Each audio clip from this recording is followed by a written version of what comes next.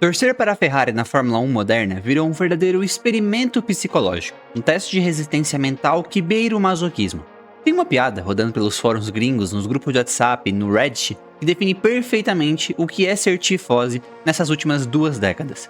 Acreditar na Ferrari todo começo de ano é exatamente igual a voltar para aquela ex-namorada extremamente tóxica. Ela te manda uma mensagem de madrugada, diz que mudou, que fez terapia, que leu livros de autoajuda, que dessa vez vai ser tudo diferente. E ela amadureceu. Você, como um bobo apaixonado, acredita, se entrega de corpo e alma de novo.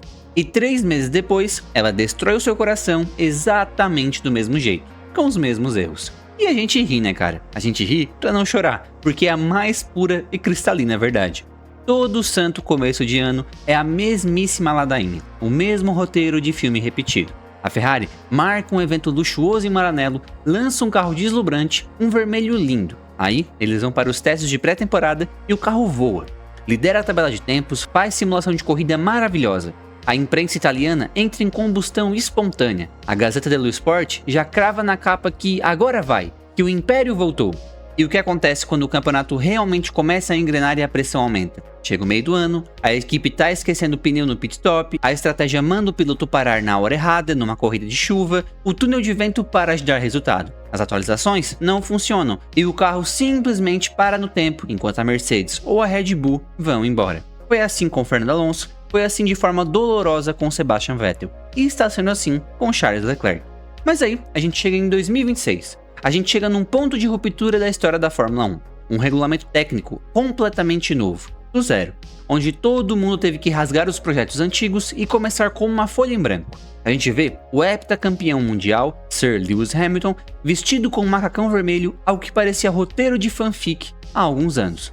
E o mais importante, e assustador de tudo, a gente vê o que aconteceu na pista no Bahrein nessas últimas 2 semanas. E eu vou ser muito honesto com vocês. Uma pulga gigantesca, do tamanho de um pneu slick, pousou atrás na minha orelha. A pergunta que ecoa no paddock inteiro, nas garagens de todas as equipes hoje, é uma só. A Ferrari finalmente renasceu de verdade? Nós estamos vendo, ao vivo, o início de uma nova era de ouro, como aquela do Michael Schumacher, Jean Todt e Ross Brown, no começo dos anos 2000, ou é só mais uma piada de esperança para iludir o torcedor e virar meme em julho? Para tentar responder essa pergunta, a gente precisa sair do lado emocional, da paixão, e olhar friamente para a prancheta de engenharia, para as decisões técnicas de bastidores. Porque o que a Ferrari fez nesse projeto de motor de 2026 é algo que está literalmente deixando a genialidade dos engenheiros da Mercedes e da Red Bull de cabelo em pé. Mas antes da gente mergulhar de cabeça nessa parte técnica pesada, de falar de turbocompressor, de MGUH e aerodinâmica ativa, eu preciso dar um recado rápido sobre fazer o básico bem feito. Porque no fundo, o grande problema da Ferrari sempre foi errar o básico. E quem não erra o básico nunca é a Minimal Club, que é a parceira aqui do canal. Cara, se você trabalha em escritório, se você tem uma rotina corrida e gosta de se vestir bem, sem perder tempo pensando no que vai usar, a Minimal Club é a solução definitiva para o seu guarda-roupa. Eles fazem roupas essenciais, aquelas camisetas lisas com caimento perfeito que não desbota, não encolhe na máquina e não amassa fácil. É uma tecnologia no tecido para você estar sempre alinhado, seja para uma reunião de trabalho ou para ir tomar um café no final de semana. Fazer o simples com a máxima qualidade é o segredo, e a Minimal domina isso. Use o cupom exclusivo aqui do Paddock Motor, que é Motor01, para garantir um desconto e me ajudar a trazer mais vídeos para o canal. Dá uma olhada lá, que vale cada centavo, e você eleva o nível do seu visual no dia a dia. Agora, voltando para a Maranello e para a revolução técnica de 2026. Para você entender o pulo do gato que a Ferrari deu, você precisa entender qual a maior mudança e também a mais polêmica desse novo regulamento técnico da Fórmula 1, a morte definitiva do MGUH. Desde 2014, quando a era híbrida começou, os carros de Fórmula 1 usavam essa pecinha mágica e absurdamente cara e complexa, chamada MGUH. Essa peça ficava conectada diretamente ao eixo do turbocompressor do motor. A função principal e vital dela era acabar com o temido turbo lag. Se você entende um pouquinho de carros turbinados, sabe que o motor precisa dos gases do escapamento do motor para girar a turbina e empurrar o ar para dentro do cilindro. Quando você pisa no acelerador, numa rotação muito baixa, não tem gás suficiente saindo, então o turbo demora para encher. Esse atraso entre você afundar o pé no pedal e o carro dar aquele soco de potência nas costas é o turbo lag. O MGUH resolvia isso de forma genial. Ele usava a energia elétrica para manter o turbo girando em altíssima rotação artificialmente, mesmo quando o piloto não estava acelerando. Resultado? Potência estúpida e instantânea o tempo todo. Só que para 2026, a FIA bateu o martelo e proibiu o MGUH. O motivo oficial foi baratear a produção dos motores para tentar atrair novas montadoras para a categoria, como a Audi e a Ford. A energia gerada pelo carro agora é dividida. 50% vem do motor a combustão tradicional e 50% vem da parte elétrica, mas exclusivamente através da energia recuperada nas frenagens, pelo MGU-K. Sem o MGU-H no eixo do turbo, os engenheiros de absolutamente todas as equipes entraram em um estado de pânico generalizado. Por quê? Porque agora o turbo voltou a depender exclusivamente dos gases do escapamento para girar. Voltamos à estaca zero da física de motores turbo. Isso criou um problema bizarro, cômico e assustador que ficou escancarado para o mundo inteiro ver nesses testes do Bahrein. As largadas. Pense comigo. O piloto sai para a volta de apresentação e chega no grid de largada. Ele para o carro na sua posição. A velocidade é zero. A rotação do motor cai muito. Não tem gás de escape suficiente rodando com força pelo sistema. O turbo, na linguagem popular, morre. Quando as 5 luzes vermelhas se apagam e os pilotos pisam fundo no acelerador, o carro simplesmente dá uma engasgada mortal, um vácuo de potência desesperador, antes de conseguir tracionar e ir para a frente. Isso virou o assunto do paddock. O George Russell deu uma entrevista depois do primeiro dia visivelmente frustrado, quase bravo, dizendo que as largadas com os carros de 2026 são as piores das piores, que o procedimento que o piloto tem que fazer no volante ficou de uma complexidade absurda só para tentar manter o giro do motor alto com a embreagem. O Esteban Ocon foi além e chegou a brincar com o fundo de verdade, dizendo que do jeito que as coisas estão se desenhando, os pilotos vão ter que ficar parados no grid por 1 minuto e meio com o pé no fundo, queimando combustível e fritando a embreagem, só para tentar encher esse turbo artificialmente antes das luzes apagarem. É um caos generalizado, é perigoso. Todas as equipes estão sofrendo horrores com isso. Quer dizer, quase todas. E é aí que entra a jogada de mestre da Ferrari. Enquanto a Mercedes, a Honda, a Audi e a recém-criada Red Bull Powertrains, junto com a Ford, passaram os últimos anos de desenvolvimento focadas em criar turbos gigantescos, abraçando o famoso conceito de turbo separado, para conseguir gerar o máximo de potência absoluta possível lá no final das longas retas, a Ferrari tomou uma decisão de engenharia lá atrás, bem no início do projeto em Maranello.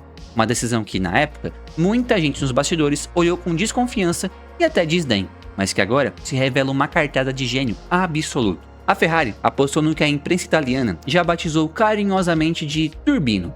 Eles ignoraram a tendência mundial e desenharam um turbo visivelmente menor, com uma arquitetura muito mais compacta e tradicional. E qual é a vantagem mágica de um turbo menor na física básica? Inércia. Uma turbina menor e mais leve precisa de uma quantidade infinitamente menor de gases de escapamento para começar a girar e comprimir o ar. Ela enche absurdamente mais rápido. A Ferrari, de forma muito consciente, abriu mão de ter aquele pico colossal e absurdo de potência em altíssima rotação lá no final da reta de Monza ou do Azerbaijão para ter em mãos um motor que responde de forma visceral e quase imediata quando o piloto toca no pedal da direita nas saídas de curva e principalmente em baixíssimas velocidades.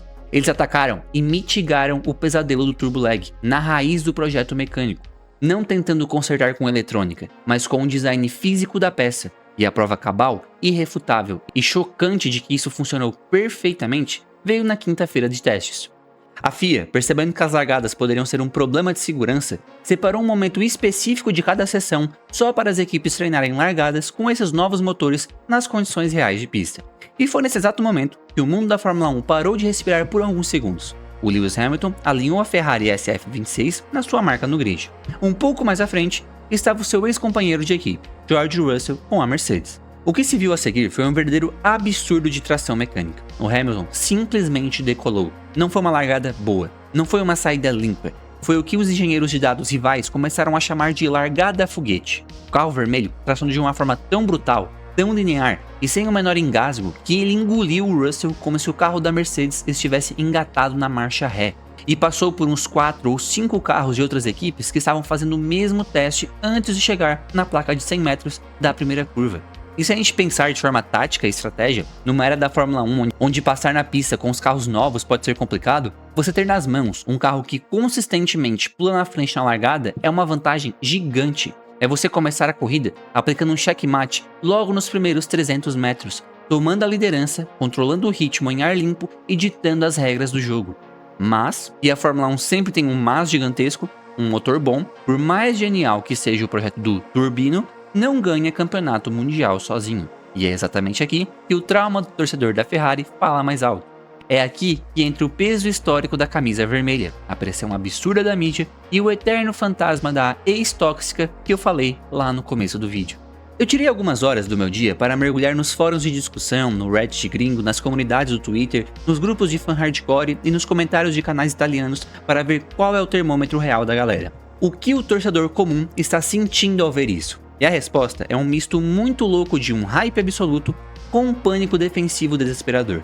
O torcedor da Ferrari está literalmente morrendo de medo de acreditar de novo. Tem comentários que tem milhares de curtidas que resumem tudo o que eu tô dizendo aqui. O cara posta assim: a Ferrari sempre faz um motor forte. O problema é quando chegar em Mônaco, eles vão esquecer de chamar o Leclerc pros boxes, vão colocar pneu intermediário na pista seca e estragar tudo. Ou outro dizendo: eu me recuso a me iludir dessa vez. Nosso problema nunca foi falta de cavalaria de motor ou de aerodinâmica falha. O nosso calcanhar de Aquiles é o estrategista sentado no pitwall. E eu não posso julgar, cara. É um medo completamente justificado. A Ferrari dos últimos 12, 15 anos foi uma máquina moedora de talentos. Eles criaram uma cultura corporativa interna baseada no medo e nas caças às bruxas. Quando a equipe errava, a preocupação em Maranello não era entender o problema técnico para resolver. A preocupação era achar um culpado para jogar para os leões da imprensa e demitir na segunda-feira. Isso engessa qualquer engenheiro. Ninguém arrisca nada se a punição pelo erro é a demissão sumária e ter sua foto estampada nos jornais da Itália. Por pura incompetência operacional e política de bastidores, eles destruíram o psicológico de campeões mundiais. Mas é exatamente nesse ponto caótico da história que duas peças fundamentais entram no tabuleiro de 2026, para tentar provar que dessa vez vai ser diferente. O primeiro fator chama-se Frédéric Vasseur. O atual chefe de equipe da Ferrari não é um político corporativo de terno e gravata como Maurizio Arrivabene, e não é um engenheiro brilhante que foi jogado na fogueira da gestão de pessoas como Mattia Binotto. O Fred Vasseur é um homem de corrida, é um cara que fundou a equipe na Fórmula 2, que vive no asfalto.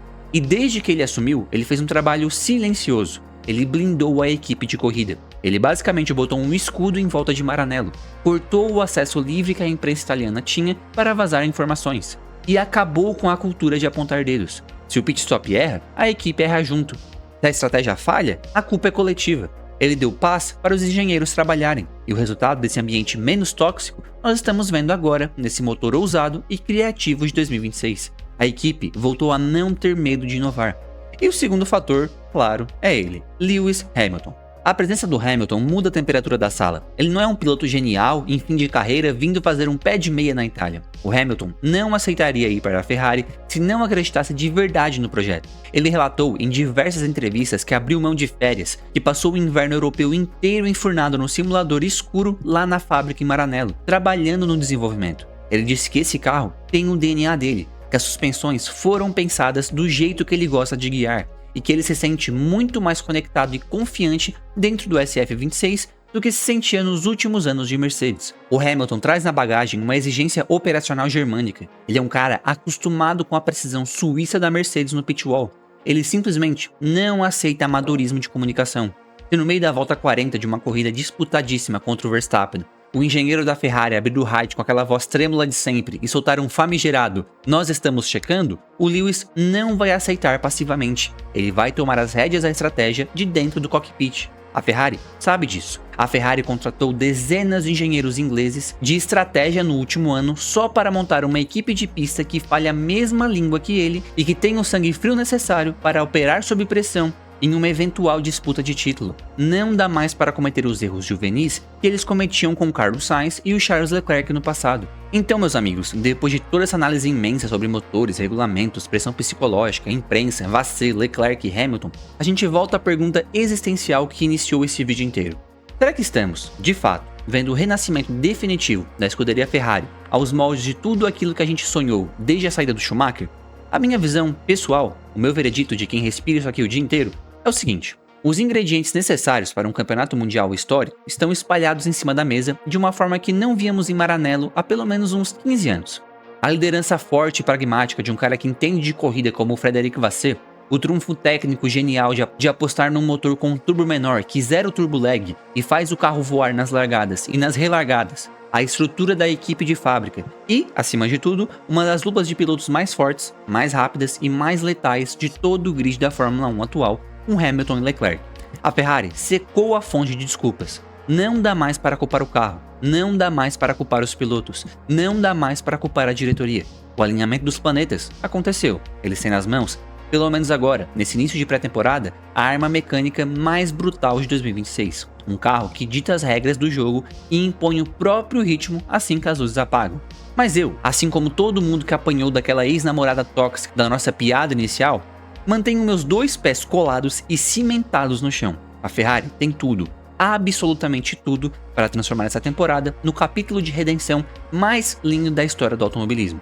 Mas para isso acontecer, para não virar só mais um meme na internet no meio do ano, eles precisam provar durante 24 corridas exaustivas, viajando o mundo inteiro, que conseguem alinhar a genialidade explosiva e emocional da engenharia italiana com o pragmatismo e sangue frio de uma operação impecável no pitwall.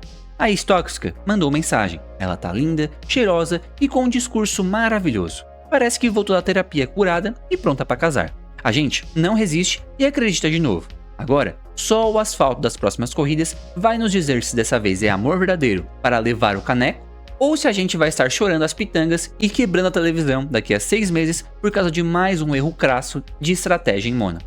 A Fórmula 1 de 2026 começou da melhor forma possível, brincando com a mente da gente.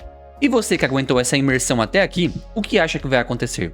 Qual fator vai pesar mais nessa balança maluca que é a temporada de 2026? A velocidade bruta inegável e a genialidade do projeto desse carro vermelho de motor invocado?